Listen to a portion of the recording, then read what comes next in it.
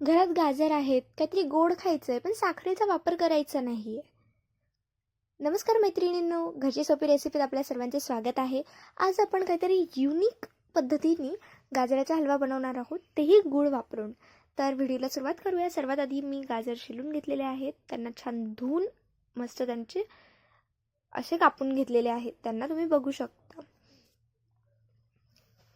छान कापून घेतलेले आहेत. त्यानंतर मी या ठिकाणी वेलची पूड घेतलेली आहे, गूळ आणि काजू बदाम घेतलेले आहेत. त्यानंतर मी कुकर घेतला आहे. कुकरमध्ये 2 टेबलस्पून तूप घालून त्यात आपले हे गाजर मी घालून घेत आहे.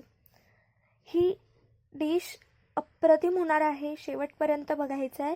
मी मध्ये मध्ये तुम्हाला टिप्सही देणार आहे, कारण हा गाजरचा हलवा आपण काहीतरी युनिक स्टाईलमध्ये करणार आहोत. ओके, सो या ठिकाणी आता मी कुकरमध्ये झाकण लावून घेतलं आहे.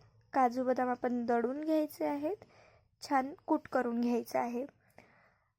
कुकर लावताना अजिबात पाणी वापरायचं नाही, पाणी घालायचं नाही.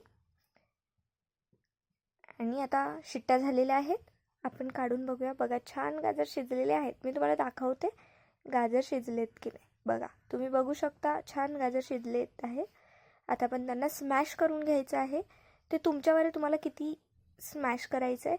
जर तुम्हाला त्याच्यात गाजराचे ग्रॅन्युल्स राहू द्यायचे असेल, तुम्ही राहू देऊ शकता. या ठिकाणी आता मी केसर ॲड करत आहे. केसर पण ऑप्शनल आहे, तुम्ही वापरायचं असेल तर वापरा, नसेल तर काही आवश्यकता नाही. या ठिकाणी साधारणतः मी 1.5 वाटी दूध घातलेलं आहे. आणि आता छान हे दूध आपल्याला याच्यात मिक्स करून घ्यायचं आहे. दूध छान आटू द्यायचं आहे, त्याशिवाय पुढची प्रोसेस करायची नाही. या ठिकाणी मी आता मलाई घालत आहे. मलाई ऑप्शनल आहे, पण घाला, टेस्ट एनहान्स होते. या ठिकाणी आता मी गूळ घालत आहे आणि छान मिक्स करून घ्यायचं आहे. तुम्हाला जेवढा गोड हवं आहे तेवढा तुम्ही गूळ वापरा. आमच्या घरात जास्त गोड खात नाही, त्यामुळे मी जास्त गूळ वापरत नाही या ठिकाणी. यात आता मी वेलची पूड घालत आहे आणि काजू बदामाचा कूट घालत आहे. छान मिक्स करून घ्यायचं आहे आणि बस, आता सर्व करून घ्यायचं आहे. नक्की ट्राय करून बघा.